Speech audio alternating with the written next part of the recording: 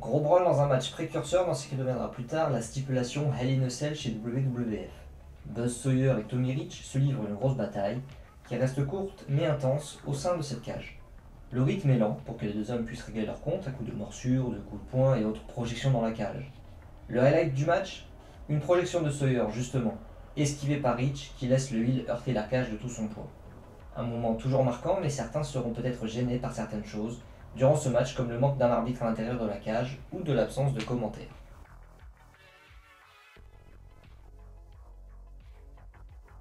Match qui démontre encore une fois à quel point on oublie Buddy Rose quand il s'agit de parler des lutteurs les plus sous-estimés de l'histoire.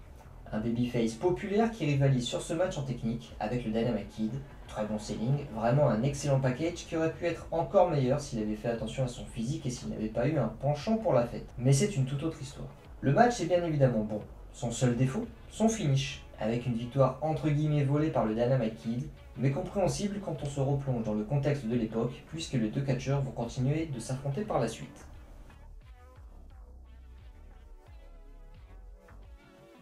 Un classique du territoire, le match-up ultime de la feud ultime chez World Class Championship Wrestling. Les Von Erichs, les héros de tout l'état du Texas, contre les gens les plus détestés du Texas, les Freebirds. Les Freebirds arrivent d'entrée avec des robes aux couleurs des Confédérés. La hit est immense, les Von Erich arrivent ensuite, et c'est la folie. Match pour le titre Six-Men du territoire.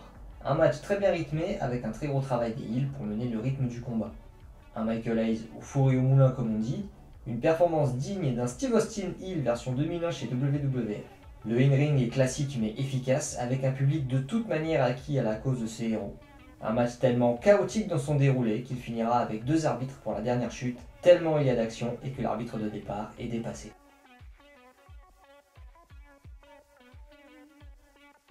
Match construit d'une manière originale pour un match de Tiger Mask.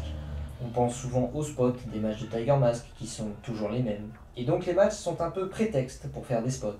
Les matchs ne sont pas toujours très bien construits, mais pas cette fois. Là, le match est construit de sorte à éviter les spots de Tiger Mask. Kobayashi garde le plus souvent possible Tiger Mask au sol, et dès que Tiger Mask prend l'avantage, il prendra de l'élan et Kobayashi l'arrêtera directement. Ce dernier fera même attention une fois à l'extérieur de rester derrière les poteaux du ring pour éviter un potentiel dive de son adversaire masqué. Bien souvent, les spots se retourneront même contre Tiger Mask. On peut regretter un manque de selling sur le bras, mais la qualité in-ring ainsi que l'originalité de la construction de son combat en font un match à voir.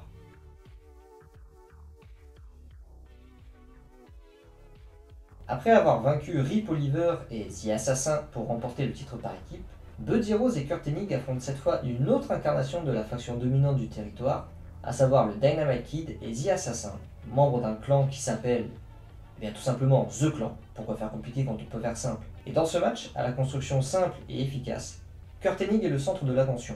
Après avoir vaincu son partenaire Rose au courant de l'année, qui entraînera son face turn, avoir feudé avec la quasi-totalité de cette même année avec The Clan, remportant donc au passage le titre par équipe, il est temps de mettre over comme il se doit celui qui incarnera plus tard le monsieur parfait de WWF.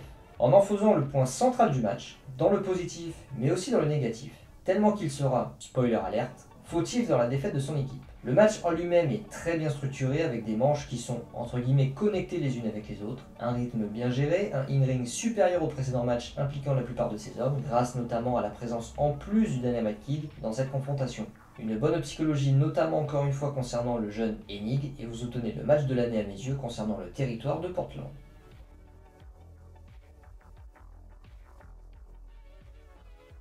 Riki Choshu contre Tatsumi Fujinami. Rematch pour le titre mondial.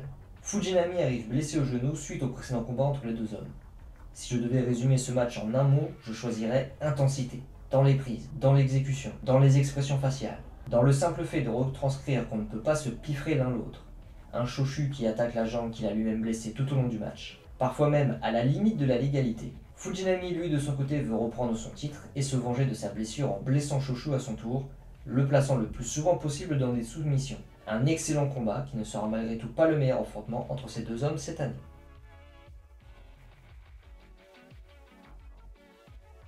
On reste au Japon, on reste chez NJPW et on reste avec les mêmes. Riki Choshu contre Tatsumi Fujinami pour ce qui est leur meilleur affrontement de l'année, avec un match complet au possible. Des rappels à leurs précédents affrontements, une tension toujours aussi haute, du très bon catch, un grappling plus que solide, une construction efficace et un storytelling maîtrisé, notamment autour du Sasori Gatame. Un finish pas des plus décisifs pour les standards de 2023, mais une victoire reste une victoire et celle-ci reste efficace car acquise au bout de l'effort.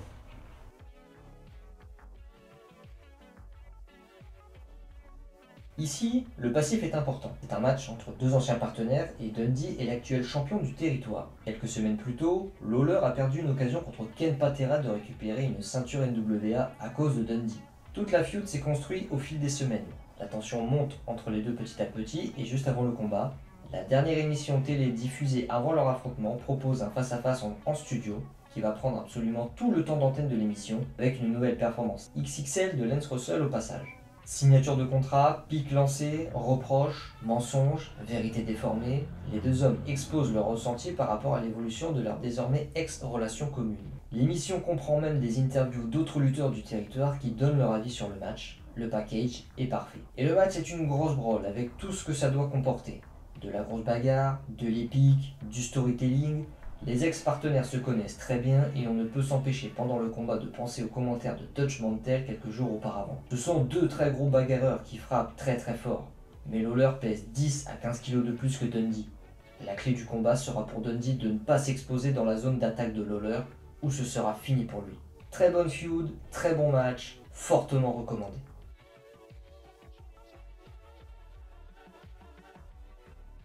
Terry Funk contre Stan Hansen. Match brutal, exceptionnel brawl, tentative de meurtre, j'ai même envie de dire.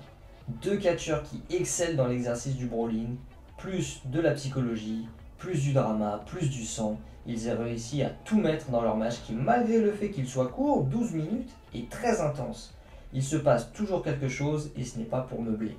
C'est pour raconter l'histoire de Hansen qui va littéralement fumer Terry Funk du début, quasiment, jusqu'à la fin.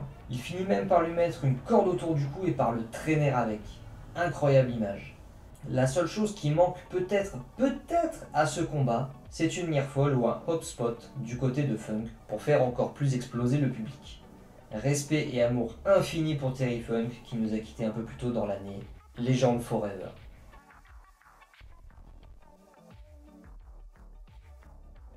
Un match en cage avec de la psychologie, une construction très peu vue. Match en cage avec des règles tag, donc oui, il y a des relais et des hommes légaux. Mais ne partez pas tout de suite, parce que c'est vraiment LE match de l'année. Les Faces dominent le début de match, mais pas seulement, ils dominent très longtemps. Parce qu'ils sont plus forts que Carnodle qui commence le match pour les heels. On joue à esquiver la cage qui est buildée, annoncée comme une menace pour les lutteurs, les commentateurs le répètent plusieurs fois. Et effectivement, ils ont l'intelligence de ne pas l'amener rapidement comme simple spot pour faire popper la foule, mais comme une composante essentielle du storytelling, la principale même. Dès que quelqu'un se prend la cage, il est KO pendant longtemps et il va prendre la domination sans pouvoir faire grand chose.